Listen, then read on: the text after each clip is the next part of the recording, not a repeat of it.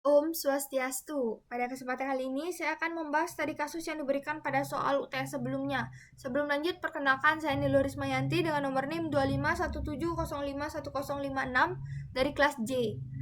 Soal yang pertama yaitu seorang mahasiswa sains merasa bahwa konsep Tuhan dalam agama sering bertentangan dengan logika ilmiah. Ia mulai meragukan keberadaan Brahman sebagai realitas tertinggi. Bagaimana Anda menjelaskan konsep Brahman dalam Brahma Widya agar dapat dipahami secara rasional dan tidak bertentangan dengan pendekatan ilmiah? Oke, dalam Brahma Widya, Brahman dipahami bukan sebagai Tuhan personal, melainkan sebagai realitas dasar yang menjadi sumber segala sesuatu yang bersifat tidak terbatas, tidak berubah, dan melampaui ruang serta waktu. Secara rasional, konsep ini tidak bertentangan dengan sains karena keduanya berada pada ranah yang berbeda. Sains menjelaskan bagaimana alam bekerja, sedangkan Brahman menjawab mengapa keberadaan itu ada. Brahman bukanlah objek eksperimen, melainkan dasar eksistensi itu sendiri. Ia dapat dianalogikan dengan konsep dalam fisika teoritis seperti medan energi atau hukum alam yang tidak terlihat tetapi diterima karena konsistensinya logis. Dengan demikian, Brahman tidak bertentangan dengan sains melainkan melengkapinya dengan perspektif yang lebih dasar tentang realitas. Pertanyaan yang kedua yaitu seorang pengusaha muda sukses secara materi tetapi kehidupannya penuh konflik keluarga dan kehilangan arah spiritual. Analisis kasus tersebut berdasarkan konsep catur purusa arta. Bagaimana seharusnya keseimbangan antara dharma, arta, kama, dan moksa diterapkan.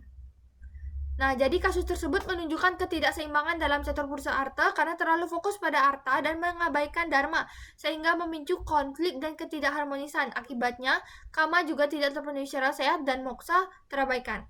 Seharusnya dharma dijadikan landasan dalam memperoleh arta secara etis yang digunakan untuk memenuhi kama yang sehat, seperti hubungan harmonis, serta tetap mengarah pada moksa melalui pengembangan spiritual.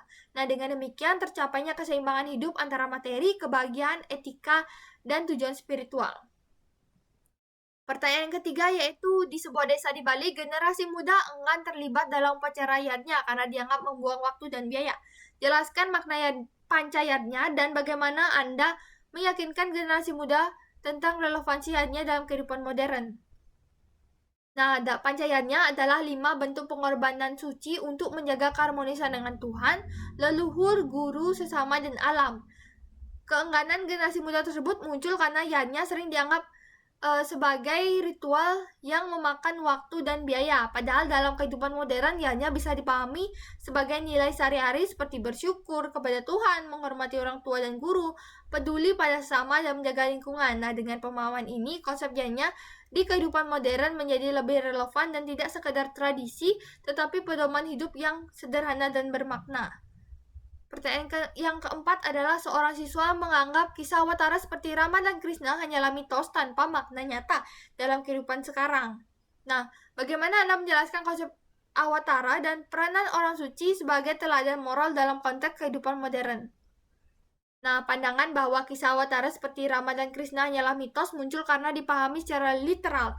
Dalam Hindu, Awatara adalah manifestasi Tuhan untuk menegakkan dharma yang dapat dimaknai sebagai simbol nilai seperti keadilan, pengendalian diri, dan tanggung jawab.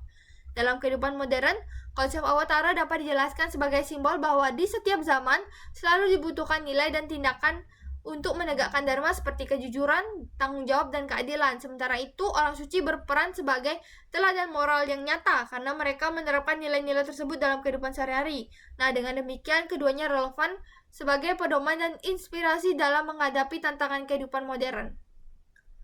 Pertanyaan yang kelima, seorang pekerja kantoran mengalami stres berat dan mencoba yoga hanya sebagai olahraga fisik tanpa memahami aspek spiritualnya.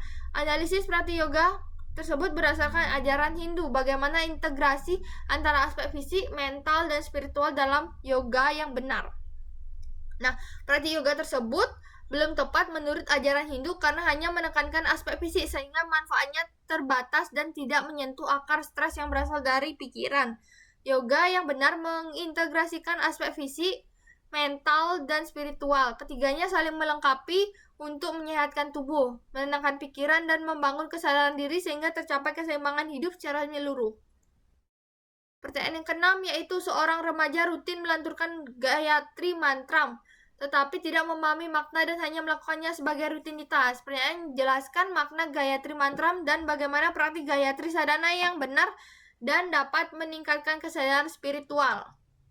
Nah, remaja tersebut menunjukkan praktik yang masih mekanis karena melaturkan Gayatri Mantra tanpa memahami maknanya. Padahal Gayatri Mantra adalah doa kepada Tuhan sebagai sumber cahaya untuk memohon pencerahan agar manusia terbebas dari ketidaktahuan menuju kebijaksanaan.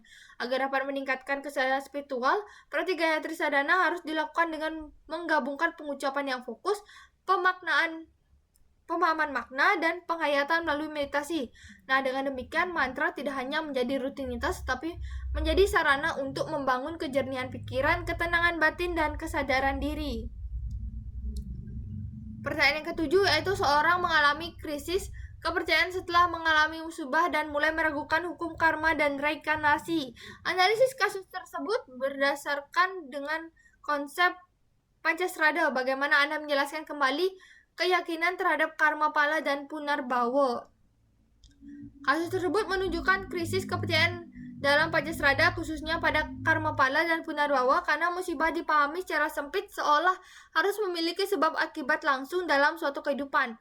Padahal karma pala adalah hukum sebab akibat moral yang tidak terlalu terjadi secara instan, melainkan berlangsung, kompleks, dan berkelanjutan. Konsep punarbawa menjelaskan bahwa kehidupan adalah proses berkesinambungan, sehingga akibat dari perbuatan dapat dilampaui satu kehidupan.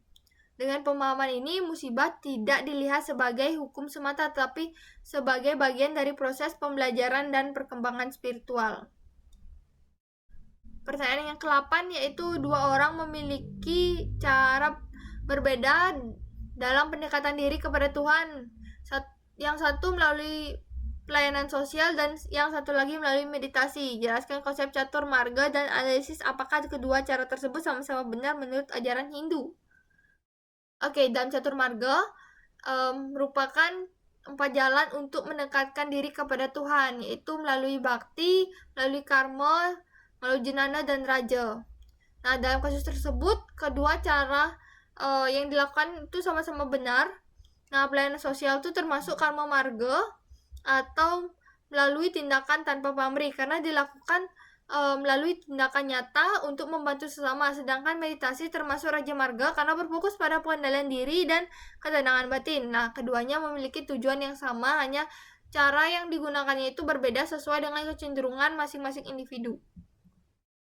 Pertanyaan yang ke-9 yaitu seorang siswa hanya mengandalkan media sosial untuk memahami ajaran Hindu tanpa pernah membaca kitab suci seperti Weda dan Bhagavad Gita.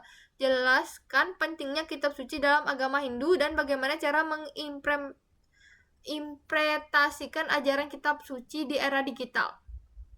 Oke, kitab suci Hindu seperti Weda dan Bhagavad Gita adalah sumber utama dalam ajaran tentang Dharma, Tuhan, dan tujuan hidup. Jika hanya mengandalkan media sosial, pemahaman bisa menjadi dangkal dan keliru. Di era digital, ajaran sebaiknya dipahami dan dipelajari dari sumber terpercaya dengan sikap kritis. Media sosial dapat menjadi pengantar, tapi perlu didukung pemahaman dari kitab suci agar maknanya lebih mendalam dan tepat.